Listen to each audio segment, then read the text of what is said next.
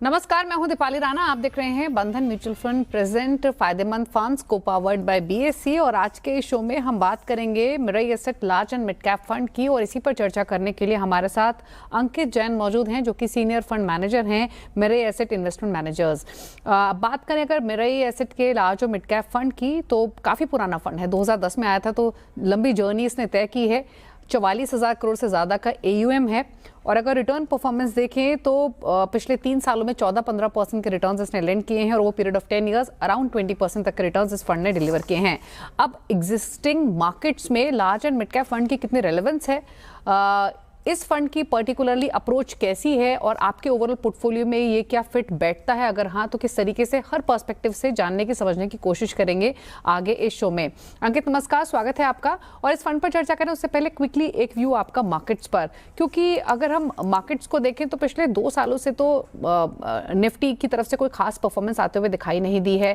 Stock specific, sector specific moves हमने काफ़ी हावी होते हुए देखे हैं। अब तक के जो अर्निंग्स रहे हैं मेजर बैंक्स की तरफ से, वो काफ़ी मिक्स रहे हैं। आईटी में जो मोमेंटम डेवलप हुआ वो सस्टेन हो नहीं रहा है, और अब फ्रेश कंसर्न्स ओवरसीज मार्केट से, ब्रेंट से, वेस्ट एशिया क्राइसिस से डेवलप हो रहे हैं। तो इन सभी ट्रिगर्स के बीच में कैसे देख रहे हैं आप मार्केट्स को? Hi, thank you Deepali ji for inviting me. यार एब्सोल्युटली राइट।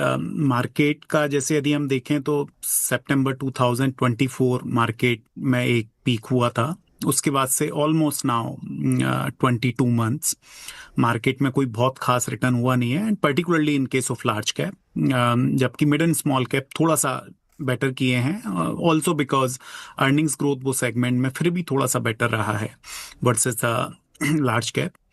यदि हम बात करें द फैक्टर्स जिसके कारण से मे बी एक पिछले 2 साल का मार्केट में कंसोलिडेशन हुआ है, कहीं ना कहीं most of those factors are now reversing. आज की तारीख में यदि हम बात करें तो I think macros are looking very strong.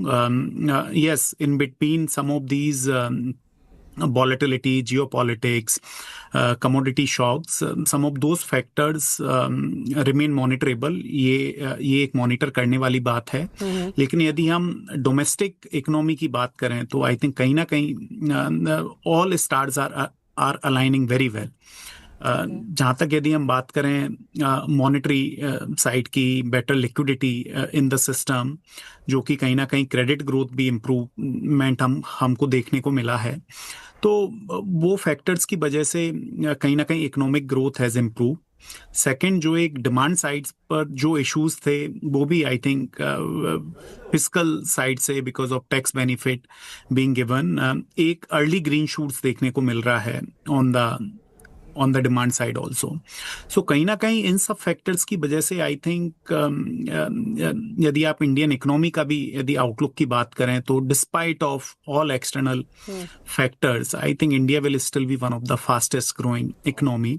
And कहीं ना कहीं जो एक ब्रीफ फेज था एक अर्निंग डाउनग्रेड साइकिल का, आई थिंक वो भी कहीं ना कहीं एक एंड की तरफ आ रहा है। पिछले 2 क्वार्टर में यदि हम देखें तो अर्निंग्स ग्रोथ ओवरऑल निफ्टी 500 का कहीं ना कहीं 14-15% की तरफ मूव किया है, which is a very good, very healthy sign. And उसके अलावा यदि हम देखें तो बिकॉज ऑलमोस्ट 22 मंथ के कंसोलिडेशन के बाद I think valuations are now far more appealing. तो इस वजह से आई थिंक मार्केट आउटलुक काफी कंस्ट्रक्टिव है। Yes, some of these risk on day to day basis we have to track, because external environment काफी volatile है, and day to day basis पे I think काफी changes are happening. But keeping some of these things in mind, I think overall market outlook remains very intact. आपने सेक्टरली बात करी, जैसे financials, IT sector की earnings की भी यदि हम बात करें तो yes, IT sector near term earnings impact है बिकॉज ऑफ एआई की वजह से जो भी एक इंडस्ट्री में डिफ्लेशन आ रहा है, उसकी वजह से कहीं ना कहीं I think companies are getting challenged. But longer term view is still no have to be seen, right? I mean yes, 1 साल का earning growth will definitely slow down, which is actually already reflected in the valuations. But whether some of this thing can impact medium-term growth outlook, time will tell. जहाँ तक financials की यदि हम बात करें तो I think overall given macro outlook इतना अच्छा है, उसकी वजह से I think most of the banks are sitting at actually extremely robust balance sheet and all-time low NPAs. And I think margins are also now stabilizing, more or less bottomed out. And credit growth has improved from 11% to now almost 18% plus. तो कहीं ना कहीं ये सब factors को मद्देनजर यदि हम रखें तो I think overall earning outlook काफी अच्छा लगता है। एंड उस कॉन्टेक्स्ट में I think markets are reasonably value. चलिए अब आते हैं मिरर एसेट के लार्ज और मिड कैप फंड की। और अंकित, सबसे पहले तो आपसे यही समझना चाहेंगे कि एग्जिस्टिंग मार्केट में लार्ज कैप और मिड कैप्स अगर एक कंपैरिजन समझना चाहे तो कितना कंफर्ट आपको दे रहे हैं? मिड कैप्स में क्या अभी भी बहुत सेलेक्टिव होने की जरूरत है, या फिर जो पेन हमने देखा I mean is worse is over in mid caps, या अभी भी कॉशियस रहने की जरूरत है? देखिए, दोनों सेगमेंट की यदि हम बात करें तो यदि आप पिछले 5-10 साल 15 साल की हिस्ट्री में भी जाएंगे तो mid cap companies do offer higher earnings growth potential, and on every 5-year rolling basis I mean generally earnings 3-4% से ज़्यादा versus large cap can actually grow in case of mid cap, which has been the case. अभी यदि हम आज की तारीख में यदि हम अर्निंग्स और वैल्यूएशंस की यदि बात करें तो large cap valuations are very very cheap. आज actually large cap generally earnings compounding potential 11-12% का रहता है, हिस्टोरिकली भी हमने देखा है। उस कॉन्टेक्स्ट में I think valuations at around 18-19 time 1 year forward price to earning is actually at a discount to historical average, and as you rightly mentioned, because of very strong FI selling, generally particularly in banks, IT and all, has actually made some of these segment even lot more attractive at this point in time. तो I think large cap definitely valuations के हिसाब से आज की तारीख में is actually looking very very attractive. Coming on to mid cap, ये एक बहुत ही कोर सेगमेंट रहता है मार्केट का, जहां पर earnings compounding generally mid teens की तरफ रहती हैं, 15% CAGR यदि हम लॉन्गर टर्म की बात करें, क्योंकि the composition of index is such कि earnings potential in many of the segment जिनके इन इंडेक्स के अंदर वेटेजेस ज़्यादा हैं, वो अर्निंग्स कंपाउंड फास्टर कर सकते हैं। लेकिन इसके लिए आपको वैल्यूएशंस भी ज़्यादा पे करना पड़ता है। जैसे मैंने बताया, लार्ज कैप 18-19 टाइम है 1 year फॉरवर्ड, मिड कैप कहीं ना कहीं 27-28 टाइम के प्राइस टू अर्निंग वैल्यूएशंस पर है। But having said that, mid cap is generally is a decent compounder over medium term. Again, from valuation point of view, I think large cap is actually more sort of attractive at this point in time. यदि हम fund की बात करें, large and mid cap fund, तो generally हम कोशिश करते हैं कि एक अच्छा वेल बैलेंस्ड अप्रोच के साथ फंड का कंस्ट्रक्शन करें। उसके अंदर जनरली लार्ज कैप वेटेज 50 से 55% रहता है, and then mid cap weightage is around 35-40%. So yes, I mean, I think large and mid cap category definitely, I think किसी भी investor के लिए has to be one of the core category to invest. तो यानी अगर हम मेरे ही ऐसे लार्ज और मिड कैप फंड की बात करें तो जैसे आपने कहा, इसका जो एग्जिस्टिंग कॉम्पोजिशन है वो 50% in large caps and 30-40% in mid caps. Correct. और रिमेनिंग स्मॉल कैप्स भी हैं फिर इसमें? Yes, around 10 to 12% is small cap. Okay. और जो ये एलोकेशन है आपका लार्ज और मिड कैप में, ये कितना फ्लेक्सिबल है? क्या कुछ सर्टेन परसेंटेज एलोकेशन कुछ फिक्स्ड है, या फिर फ्लेक्सिबल है up to fund manager approach? नहीं, देखिए, एज पर मैंडेट 35% मिनिमम हमको इन्वेस्ट करना रहता है लार्ज एंड मिड कैप के अंदर। पर generally given size of the fund, I mean generally large cap allocation revolves around 50% plus minus couple of percentage point. Okay. अच्छा, अब हम इस फंड के कॉम्पोजिशन को समझें तो एग्जिस्टिंग जो एक्सपोजर आपने लिया हुआ है, अगर मैं फॉर इंस्टेंस अगर लार्ज कैप्स की बात करूं, जो 50% आपकी होल्डिंग है, वो किन सेक्टर्स में, किन पॉकेट से मेजरली कॉन्स्टिट्यूट करती है?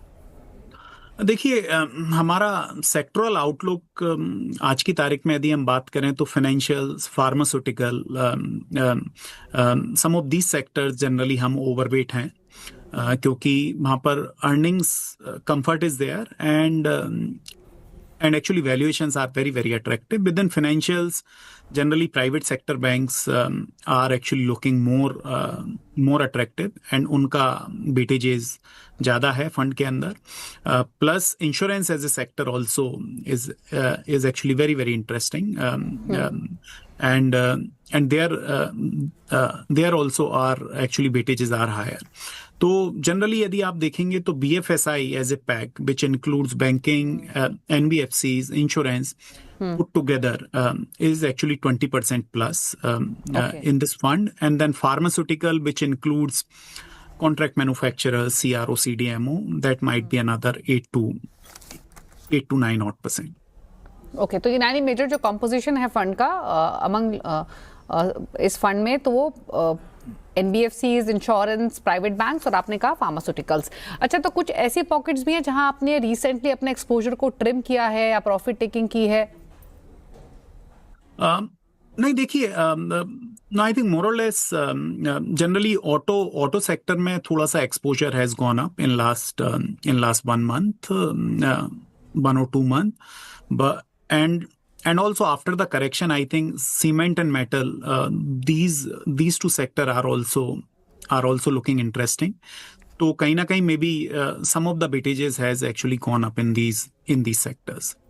कुछ पॉकेट्स में एक्सपोजर कम भी किया है क्या आपने? Yes, I mean I think IT sector में थोड़ा सा exposure we have trimmed down. Apart from that, nothing major.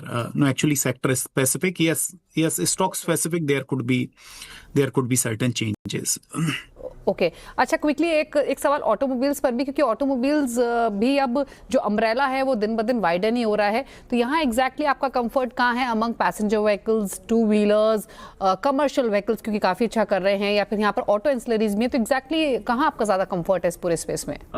देखिए, इस सेक्टर में जनरली हमारा व्यू पॉजिटिव ज़्यादा है two wheeler as well as auto ancillary, particularly auto ancillary, जहाँ पर export exposure अच्छा है, because those companies actually can benefit out of trade deal, right?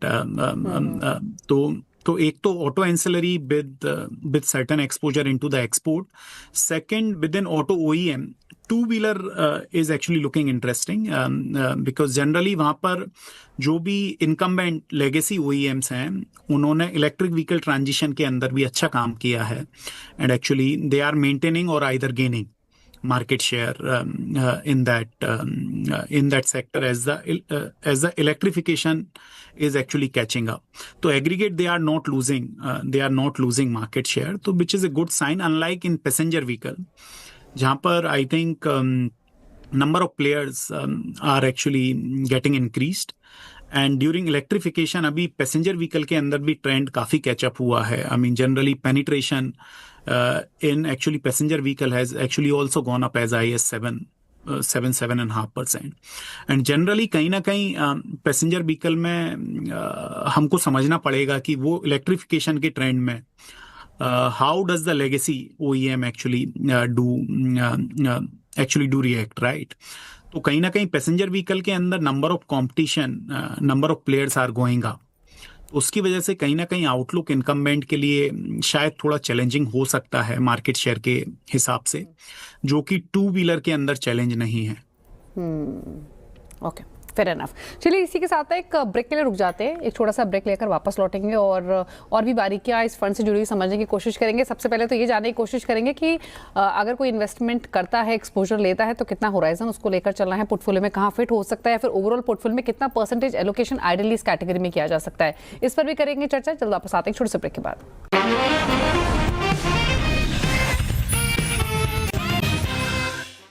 Break के बाद आपका स्वागत है। आप देख रहे हैं बंधन म्यूचुअल फंड प्रेजेंट फायदेमंद फंड्स को पावर्ड बाय बीएससी और आज हम बात कर रहे हैं मिरर एसेट के large and mid cap fund की। काफी पुराना फंड है, परफॉर्मेंस भी काफी बेहतर रही है ओवर पीरियड ऑफ टाइम। और इसी पर बातचीत करने के लिए मिस्टर अंकित जैन हमारे साथ मौजूद हैं, जो कि सीनियर फंड मैनेजर हैं मिरर एसेट इन्वेस्टमेंट मैनेजर से।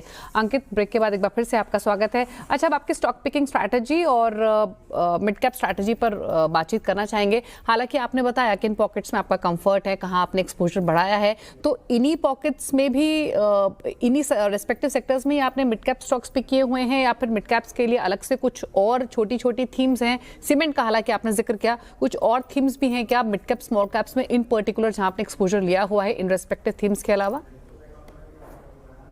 नहीं, देखिए, आई mean generally stock picking irrespective of large and mid cap generally is on basis की absolute risk reward कहाँ पर favorable है. That could be in case of large cap also. I mean, जैसे मैंने बताया कि आज की तारीख में maybe large cap banks are looking even much more attractive than a mid cap bank, right? तो यदि banks में आपको exposure आज की तारीख में बढ़ाना है तो शायद कहीं ना कहीं हमने लार्ज कैप में एक्सपोजर इंक्रीज करके शायद बैंकिंग सेक्टर का बेट बढ़ाया रहेगा. So that is one part of it. Second, generally यदि हम बात करें कि कुछ कुछ पॉकेट्स में जैसे suppose mid cap companies might also look attractive and also in actually certain sectors उनका लार्ज कैप में रिप्रेजेंटेशन भी शायद ना हो, राइट? तो फिर then you are having no option but to take exposure in the mid cap, I mean in the mid cap segment as such. So कहीं ना कहीं I think aggregate because it is a good balance of large and mid cap as the mandate. तो जहाँ भी हमको valuation comfort ज़्यादा रहता है, जहाँ पर रिस्क रिवॉर्ड अट्रैक्टिव लगता है, तो that is how we do take a call. Okay. अच्छा, तो जो आपकी स्टॉक पिकिंग स्ट्रैटेजी होती है, कौन कौन से वो इंडिकेटर्स होते हैं जिनको आप क्लोजली मॉनिटर करते हैं, ऑब्जर्व करते हैं और फिर डिसीजन लेते हैं, स्पेशली जब आप कोई बड़ा एलोकेशन कर रहे हैं? डेफिनेटली काफ़ी सारे फैक्टर्स होते होंगे आई एम श्योर आपके रडार पर, फिर चाहे वो अर्निंग्स ग्रोथ हो, वैल्यूएशन हो, मैनेजमेंट की कॉमेंट्री हो, अर्निंग्स प्रोस्पेक्ट्स हो. कौन से वो 3-4 पैरामीटर्स हैं जो आपके रडार पर रहते हैं और सबसे इंपॉर्टेंट कौन से इंडिकेटर्स आपके लिए रहते हैं? देखिए, I think the most important parameter is the growth, right? I mean generally business जो भी सेक्टर इंडस्ट्री को रिप्रेजेंट कर रहा है उसमें कितना ग्रोथ पोटेंशियल है, राइट? तो जनरली यदि इंडियन इकोनॉमी ही 10% से नॉमिनल टर्म्स में ग्रोथ कर रहा है तो कोई भी business has to grow higher than that, right? जब भी वो कहीं ना कहीं मार्केट शेयर गेन कर रहा है, राइट?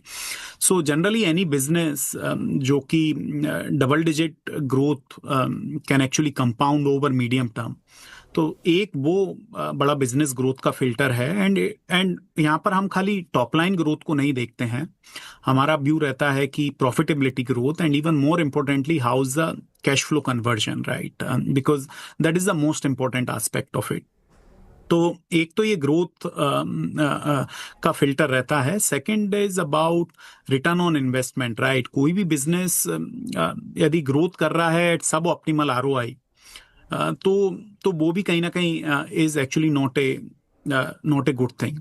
तो बिजनेस अक्रॉस द साइकिल यदि 15% प्री टैक्स यदि रिटर्न ऑन इन्वेस्टमेंट जनरेट कर पा रहा है, तो I think that is another good sort of a filter कि generally business equity cost of capital से higher return on investment generate कर रहा है, विच मीन्स कि बिजनेस इज एडिंग वैल्यू, कुछ उसमें एंट्री बैरियर है, across the cycle business is able to perform. So these are generally financials criteria, and apart from that we look at the management criteria, corporate governance side of it.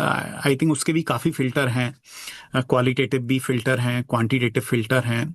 Generally lot of channel checks you do try to do on some of these aspects. And then finally is about the valuations, right? Any business generally philosophy is very clear that try to invest in good quality high growth businesses up to a reasonable price. Growth at any price is also not the right metrics. Generally आपको एक थोड़ा margin of safety के साथ काम करना रहता है while actually stock picking, जिससे कि you do also mitigate the downside, right?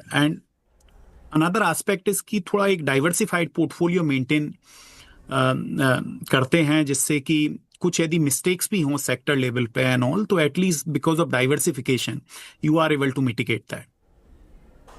Okay, अच्छा, जो भी आपकी स्टॉक पिकिंग होती है, जो भी आपका पोर्टफोलियो कॉम्पोजिशन है, आई एम श्योर इवैल्यूएशन, उसको ऑब्जर्वेशन तो डेली बेसिस पे होता होगा, बट कुछ सेट साइकिल है कि कब रिव्यू होता है, या फिर क्या वो फैक्टर्स होते हैं जो ट्रिगर करते हैं कि आप स्टॉक से एग्जिट करना है या फिर यहाँ एलोकेशन बढ़ाना है? Yeah, generally, I think it is a daily monitoring. I mean, I think maintenance. So one is the new ideation. Second is the maintenance part of it. So I think both are on a recurring basis, daily sort of a activity. So when we do decide to sell, it is again generally relative risk reward. पहला filter रहता है कि यदि किसी sector, यदि with in that sector यदि आपको कोई दूसरे स्टॉक में बेटर अपॉर्चुनिटी लग रही है, जहां पर आपको लगता है कि अपसाइड बेटर है वर्सेस जो स्टॉक आपके अभी करंट पोर्टफोलियो में है, तो then it calls for a switch, right? So I think that becomes one of the key criteria कि आपको कभी स्विच करना है। And apart from that, second is कि जनरली अंडरलाइंग बेंचमार्क भी आप ध्यान में रखते हैं, बिकॉज कहीं ना कहीं benchmarks also keeps on changing, classification keeps on changing, large cap, mid cap, small cap, every 6 months। सो कहीं ना कहीं because of these classifications also थोड़ा सा पोर्टफोलियो में आपको चेंजेस करने रहते हैं। But at an aggregate level I think it is a very very rigorous daily monitoring. Okay, ठीक है। अच्छा, इसके अलावा अगर अब पोर्टफोलियो कॉम्पोजिशन के पर्सपेक्टिव से देखें तो आइडियली आपके हिसाब से इन जनरल जो large and mid cap category होती है, कोई भी इन्वेस्टर अपने ओवरऑल पोर्टफोलियो एलोकेशन में से कितना परसेंटेज एलोकेशन आइडियली उसको करना चाहिए, और रिस्क कैटेगरी कैसी आप देखते हैं, कौन से इन्वेस्टर्स इसको पिक कर सकते हैं according to risk taking capacity? देखिए, large and mid cap category is actually relatively stable category, जहां पर जैसे मैंने बताया कि ऑलमोस्ट 50% अलोकेशन लार्ज कैप का रहता है, जो कि एक पोर्टफोलियो को स्टेबिलिटी प्रोवाइड करता है, एंड रिमेनिंग 50% जो कि मिड कैप और स्मॉल कैप में मिला के रहता है, जो कि आपको एक थोड़ा सा alpha from earnings point of view and also returns point of view एक एक्चुअली वो जनरेट करता है। तो ओवरऑल आई थिंक ये एक बहुत ही कोर कैटेगरी होना चाहिए, जिसमें एक ओवरऑल स्टेबिलिटी के साथ जनरली एक added alpha generally any investor can actually look at, and generally large, mid and small allocation has to be with the help of any financial advisor on basis of risk return profile, basically risk profile of an individual investor generally has to be keep in check, but overall I think 50% जितना exposure large cap में रहना चाहिए for an average investor, and then within remaining 50% one can split some part in thematic, some part in mid cap, some part in small cap. Okay. तो यानी overall portfolio holding में ये core portfolio holding हो सकती है, क्योंकि जिस तरीके का कॉम्पोजिशन इस फंड का है या इस तरीके के फंड का रहता है, तो आपको यहाँ पर 50% के आसपास का एलोकेशन लार्ज कैप्स में मिल रहा है और रिमेनिंग मिड और स्मॉल कैप्स में कंपैरेटिवली मिड कैप्स के थोड़ा कम एक्सपोजर होता है। बट डेफिनेटली अगर हम मेरे के इस लार्ज और मिड कैप फंड की बात करें, तो जैसे अंकित जी ने इस पूरी कॉन्वर्सेशन के दौरान समझाया कि यहाँ पर जो एलोकेशन है मेजरली वो बैंक्स, NBFCs, इंश्योरेंस इस स्पेस में मेजरली है, उसके बाद फार्मास्यूटिकल्स, ऑटोमोबाइल, सीमेंट, ये कुछ पॉकेट्स है जहां पर एक्सपोजर इंक्रीज किया गया है। वेल, थैंक यू अंकित जी आने के लिए शो में और इस फंड की तमाम डिटेल्स हमारे व्यूअर्स के साथ शेयर करने के लिए, और साथ ही मार्केट पर भी अपना आउटलुक देने के लिए। Thank you. और इसी के साथ फायदेमंद फंड्स में तो इतना ही। ब्रेक के बाद भी खबरें जारी हैं CNBC आवाज पर। नमस्कार।